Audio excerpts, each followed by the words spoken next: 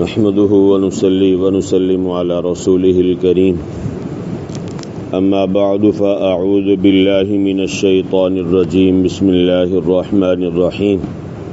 آیت نمبر 8 سے ہے وما جعلناهم جسدا لا يأكلون الطعام وما كانوا خالدين ثم صدقناهم الوعد فأنجيناهم ومن نشاء وأهلكنا المسرفين لقد أنزلنا إليكم كتابا فيه ذكركم أفلا تعقلون وكم قصمنا من قرية كانت ظالمة وأنشأنا بعدها قوما آخرين. صدق الله العظيم وبلغنا رسوله النبي الكريم ونحن على ذلك لمن الشاهدين والشاكرين والحمد لله رب العالمين. اللهم صل على سيدنا محمد النبي الأمي وعلى آله وبارك وسلم. وما جعلناهم اور نہیں بنایا ہم نے ان رسولوں کو جسداً ایسے جسم لا يأكلون الطعام کہ نہ کھائیں وہ کھانا وما كانوا خالدین اور نہیں تھے وہ ہمیشہ رہنے والے. ثم صدقناهم الوعد پھر ہم نے سچا کیا ان کے ساتھ وعدہ فانجیناہم بس ہم نے نجات دی ان کو ومن نشاء اور جس کو ہم نے چاہا واہلکنا المسرفین اور ہم نے ہلاک کیا حد سے بڑھنے والوں کو. لقد انزلنا الیکم البتہ تحقیق ہم نے نازل کی تمہاری طرف کتاب فیہ ذکرکم جس میں تمہارے لیے نصیحت ہے. افلا تعقلون کیا پس تم نہیں سمجھتے. وَكَمْ قَصَمْنَا مِنْ قَرْيَةٍ اور کتنی ہی پیس ڈالی ہم نے بستیاں کانت ظالمتاً جو تھی ظلم کرنے والی.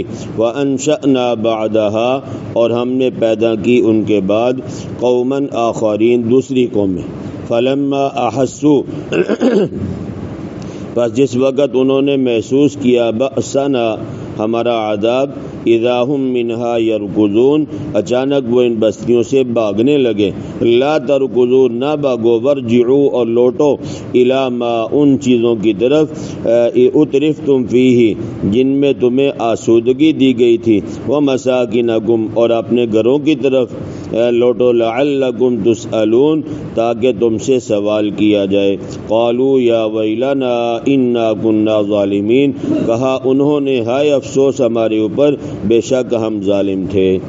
عزیزان گرامی 17واں سپارہ سورہ انبیاء آیت نمبر 8 سے لے کے 14 تک یہ چند آیات کا ترجمہ آپ حضرات کے سامنے کیا ہے. گزشتہ جمعرات کو آپ حضرات کے سامنے یہ بات ذکر کی تھی کہ اللہ جل شانہ نے حضرت آدم علیہ السلام سے لے کے نبی کریم صلی اللہ علیہ وسلم تک جتنے بھی انبیاء علیہم السلام کو مبعوث فرمایا تمام کے تمام انسان تھے، بشر تھے، اور اسی طرح بشر ہونے کے ساتھ ساتھ مرد حضرات تھے. کسی عورت کو اللہ تبارک و تعالی نے نبوت عطا نہیں فرمائی. اور یہ بات بھی ذکر کی تھی کہ نبی کریم صلی اللہ علیہ وسلم کی اولاد میں آپ صلی اللہ علیہ وسلم کے ازواج مطہرات میں یعنی اولاد میں سے بیٹیاں اگرچہ اللہ تبارک و تعالی نے ان کا مقام اور مرتبہ بہت زیادہ بنایا لیکن نبوت اللہ نے ان کو بھی عطا نہیں فرمائی. اس سے یہ بات سمجھ میں آتی ہے کہ حکمرانی اللہ تبارک و تعالی نے یہ مردوں کو عطا فرمائی ہے، عورتوں کو عطا نہیں فرمائی. تو اور یہ کافر اور مشرک یہ کہتے تھے حضرت آدم علیہ السلام سے لے کے آخر تک نبی کریم صلی اللہ علیہ وسلم تک یہی کہتے تھے کہ نبی کو انسان نہیں ہونا چاہیے، نبی کو بشر نہیں ہونا چاہیے.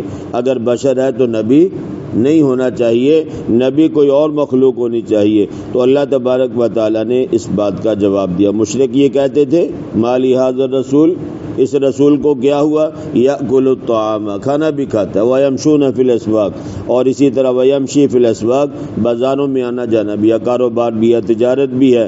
سورہ فرقان آیت نمبر 7 میں یہ کہا گیا. تو اللہ تبارک و تعالیٰ نے مشرکین کے اس نظریے اور اس سوچ کا اللہ نے جواب دیا. ٹھیک ہے جی. وہ کہتے تھے نبی کیسے کھاتا پیتا ہے, کیسے انسان ہو سکتا ہے, نبی تو کوئی اور مخلوق ہونی چاہیے. اللہ تبارک و تعالیٰ جواب دے رہے وَمَا جَعَلْنَاهُمْ جَسَدًا لَا يَأْكُلُونَ الطَّعَامَ, اور ہم نے نہیں بنائے نہیں دیے پیغمبروں کو ایسے جسم کہ وہ کھانا نہ کھائیں. جب اللہ کہتا ہے کہ نبی سارے انسان ہے, بشر ہے, تو ایک انسان جیسے کھاتا پیتا ہے, نبی پاک صلی اللہ علیہ وسلم بھی ایسے ہی کیا ہے, کھانا کھاتے.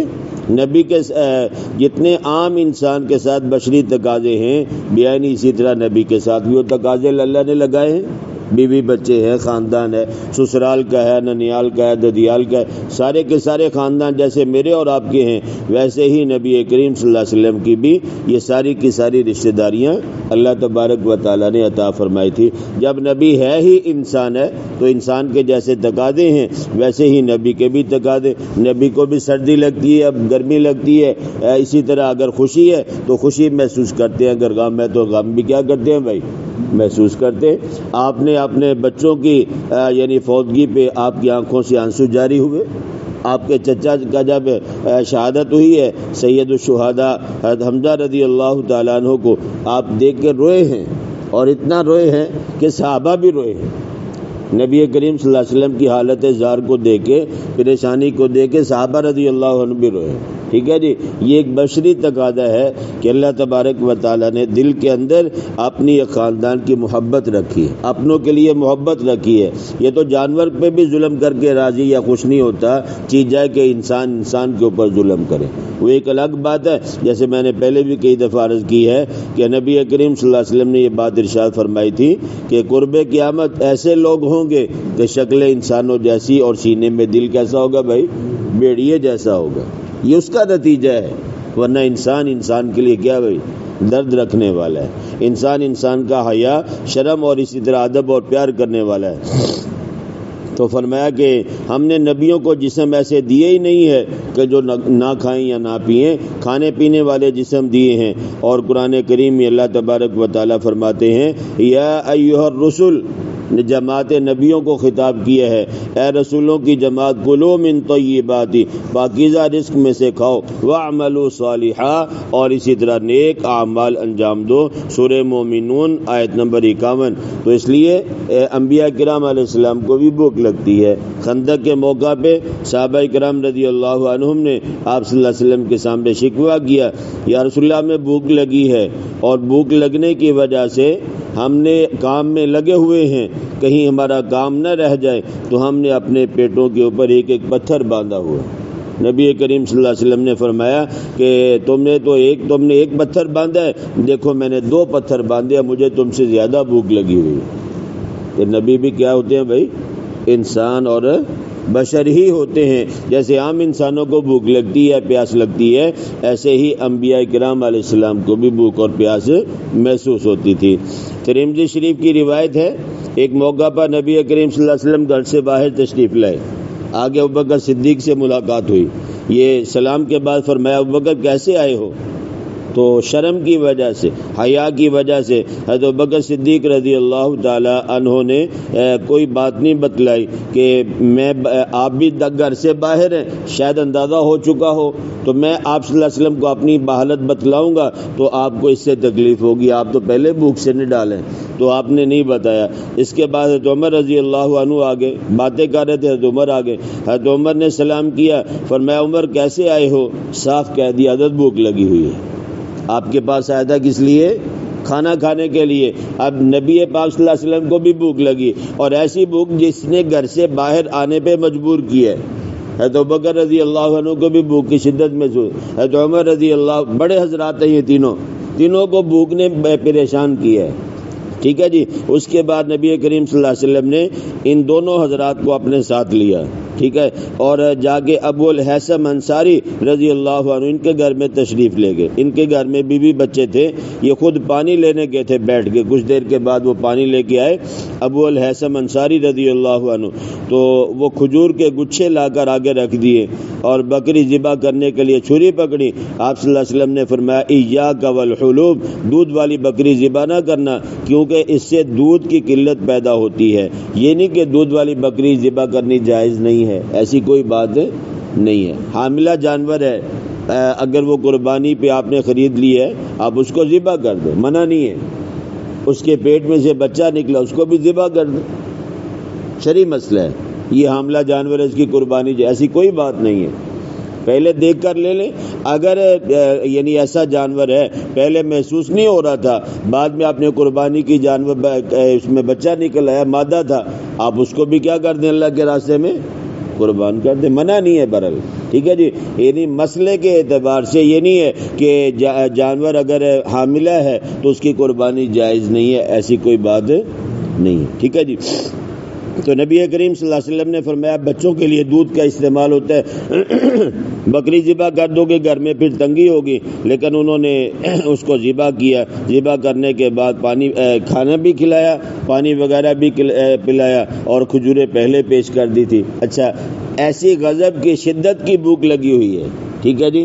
نبی کریم صلی اللہ علیہ وسلم گھر سے باہر تشریف لائے، حضرات شیخین بھی گھر سے باہر تشریف لائے، اور بعد میں جب آپ صلی اللہ علیہ وسلم نے یہ کھانا کھا لیا، پانی پی لیا، تو آپ صلی اللہ علیہ وسلم نے اس موقع پہ بھی یہ بات ارشاد فرمائی تھی کہ اس کھانے اور پینے کے بارے میں اللہ کیا کرے گا بھائی؟ سوال کرے گا، پوچھا جائے گا. یعنی میں اور آپ جو چیزیں کھاتے پیتے ہیں اگر یہ حلال ہے، پاکیزہ مال ہے، تو یہ عبادت ہے، اور اگر اس میں بھی کوئی حرام کے معاملات ملے ہوئے ہیں کل اللہ کو جا کے اس کے بارے میں بھی کیا کرنا پڑے گا بھائی؟ جواب دینا پڑے گا. تو بہرحال یہ کہ آپ صلی اللہ علیہ وسلم نے کھایا بھی ہے اور آپ صلی اللہ علیہ وسلم نے پیا بھی ہے. تو وما کانوا خالدین، اور ساتھ اللہ یہ بھی فرما رہے کہ ہم نے نبیوں کو مستقل زندہ نہیں رکھنا، نہ ہم نے رکھا ہے. انسان زندہ نہیں رہتا مستقل، ایک عرصے کے بعد جتنی اللہ نے حیات مقدر کی ہے اس کے بعد موت اپنا وار کر دیتی ہے. ٹھیک ہے جی. اللہ نے فرمایا ایسے نبیوں کو جسم نہیں دیے ہم نے کہ وہ کھائیں پیئیں نہ، وہ کھائیں گے پیئیں گے بھی، بشری تقاضے سارے ہیں، اور انسان آخر میں مرتا ہے. فرمایا وما کانوا خالدین، اور نبی بھی ہمیشہ زندہ نہیں رہیں گے. وما کانوا خالدین، اور نہیں تھے وہ ہمیشہ رہنے کے لیے. اہل حق کے عقیدے کے مطابق تقریباً 2000 سال یا اس سے بھی زیادہ عرصہ بیت چکا ہے. حضرت عیسیٰ علیہ السلام کو اللہ تعالیٰ نے زندہ آسمانوں پہ اٹھایا ہے، دوسرے آسمان پر ہیں، زندہ ہیں، قیامت کے قریب اتریں گے، 40 سال زندہ رہیں گے، حکومت کریں گے، پھر وفات ہوگی، پھر نبی کریم صلی اللہ علیہ وسلم کے پہلو میں دفن کیا جائے گا. ٹھیک ہے جی. یہ لیکن یہ کہ کسی نبی نے بھی ہمیشہ کے لیے زندہ نہیں رہنا. جو انسان خواہ وہ کسی بھی عہدے والا ہے، نبی ہے، ولی ہے، جن ہے، فرشتہ ہے، کوئی بھی ہے، ذی روح چیز ہے، اس نے اپنی زندگی پوری کر کے مرنا ضرور ہے. ٹھیک ہے جی. کوئی ہمیشہ کے لیے اللہ تبارک و تعالیٰ کی طرح زندہ نہیں رہے گا. کل من علیہا فان، سب کچھ مرے گا، فنا ہو جائے. ویبقى وجہ ربک ذو الجلال والاکرام، صرف اللہ کی ذات باقی رہے گی. اللہ فرماتے ہیں ثم صدقناہم الوعد، پھر ہم نے سچا کیا ان کے ساتھ وعدہ، فانجیناہم، بس ہم نے ان کو نجات دی. ومن نشاء، اور جس کو ہم نے چاہا. وہ مومن تھے، پیغمبروں کے ساتھی تھے. اللہ تعالیٰ نے نبیوں کو بھی اور نبیوں کا کلمہ پڑھنے والے، نبیوں کا ساتھ دینے والوں کی بھی اللہ نے کیا کی بھائی؟ نجات کی ہے. لیکن شرط یہ ہے کہ ایمان لائے ہو، کلمہ پڑھا ہو. انا لننصر رسولنا والذین آمنوا، اللہ نے وعدہ فرمایا ہے سورہ مومن آیت نمبر 51 میں کہ بے شک ہم مدد کرتے ہیں اپنے رسولوں کی اور ان لوگوں کی جو ایمان لائے. یہ اللہ تعالیٰ نے وعدہ پورا کیا ہے کہ اللہ نے نبیوں کے ساتھ ساتھ نبیوں کے ساتھیوں کو بھی جنت کا سرٹیفکیٹ عطا فرما دیا. وَأَهْلَكْنَا الْمُسْرِفِينَ، اور ہم نے ہلاک کر دیا حد سے بڑھنے والوں کو، جو اللہ تعالیٰ کے نافرمان تھے، مسرف تھے، ان کو سب کو ہلاک کر دیا. تو جس طرح پہلی قوموں کی طرف نبی پیغمبر بھیجے، کتابیں نازل کی، اسی طرح فرمایا لقد انزلنا الیکم کتابا، تحقیق البتہ ہم نے نازل کی آپ کی طرف کتاب، فیہ ذکرکم، جس میں تمہارے لیے نصیحت ہے. قرآن کریم اول سے لے کے آخر تک نصیحت ہی کیا بھائی؟ نصیحت ہی نصیحت ہے. ٹھیک ہے جی. جس کا دیکھنا ثواب ہے، جس کا پڑھنا ثواب ہے، جس کا سمجھنا اور اس پہ عمل کرنا ثواب ہے، دوسروں تک پہنچانا بھی کیا بھائی؟ کار ثواب ہے. شرط یہ ہے کہ اس کے حلال کو حلال سمجھا جائے اور اس کے حرام کو حرام سمجھا جائے۔ تو اللہ تبارک و تعالیٰ نے جیسے پہلے نبیوں پہ کتابیں نازل فرمائی، فرمایا محبوب ہم نے آپ پر بھی قرآن کریم کو کیا کیا ہے؟ نازل فرمایا ہے، اور اس پر ایمان لانے والے ہی کامیاب ہوں گے۔ اور اسی طرح ایک بات اور بھی سمجھ لیں، آج دنیا میں حضرت موسیٰ علیہ السلام کے قائل لوگ بھی موجود ہیں، ٹھیک ہے جی، حضرت عیسیٰ علیہ السلام کو ماننے والے بھی موجود ہیں، ٹھیک ہے جی۔ تو لیکن یہ کہ اگر نجات ہے تو صرف اور صرف نبی کریم صلی اللہ علیہ وسلم اور آپ پہ نازل ہونے والی کتاب قرآن کریم پہ عمل اور ایمان ہوگا، پھر نجات ہے، ورنہ نجات نہیں ہے، ٹھیک ہے جی۔ نبی کریم صلی اللہ علیہ وسلم جب تشریف لائے اور آپ پہ کتاب نازل کر دی گئی، اعلان نبوت ہو گیا، تو اس کے بعد سے لے کے قیامت تک کے لیے نجات صرف نبی کریم صلی اللہ علیہ وسلم والا کلمہ اور آپ پہ نازل ہونے والی کتاب اور شریعت پر ایمان اور عمل ہوگا، پھر نجات ہے، ورنہ نجات نہیں ہے، ٹھیک ہے جی۔ اب آپ اس بات کو ایک مثال کے ساتھ سمجھیں کہ رات کو لوگ چاند کی روشنی سے بھی فائدہ اٹھاتے ہیں اور ستاروں کی روشنی سے بھی کیا ہوتا ہے بھائی؟ فائدہ اٹھاتے ہیں، لیکن سورج کے طلوع ہونے کے بعد نہ چاند کی روشنی کی ضرورت ہوتی ہے نہ ستاروں کی روشنی کی، ایسے ہوتا ہے بھائی؟ دن میں کیا ہوتا ہے؟ صرف سورج کی روشنی ہوتی ہے۔ بیانی اسی طرح جب نبی کریم صلی اللہ علیہ وسلم آفتاب نبوت ہیں، جب آپ صلی اللہ علیہ وسلم کا نبوت کا سورج اللہ نے طلوع فرما دیا تو سورج چاند اور ستارے ان کی روشنی خود بخود ہی کیا ہوگی بھائی؟ ماند پڑ گئی۔ اب جو آپ صلی اللہ علیہ وسلم کا نبوت والا سورج ہے، اسی کی روشنی سے فائدہ اٹھایا جائے گا تو کام چلے گا، اگر چاند اور ستاروں کی روشنی میں جائیں گے تو کامیابی نہیں ہے۔ بات سمجھ میں آ گئی بھائی؟ تو اس لیے نبی پاک صلی اللہ علیہ وسلم پہ اللہ تبارک و تعالیٰ نے قرآن کریم کو نازل فرمایا اور فرمایا اسی میں تمہاری نجات ہے۔ افلا تعقلون، کیا پس تم نہیں سمجھتے؟ آگے اللہ تبارک و تعالیٰ نے نہ ماننے والوں کے ساتھ کیا سلوک کیا، اس کا تذکرہ یہ انشاءاللہ کل اللہ پاک مجھے اور آپ کو کہنے سننے سے زیادہ سمجھ کر عمل کرنے کی توفیق نصیب فرمائے۔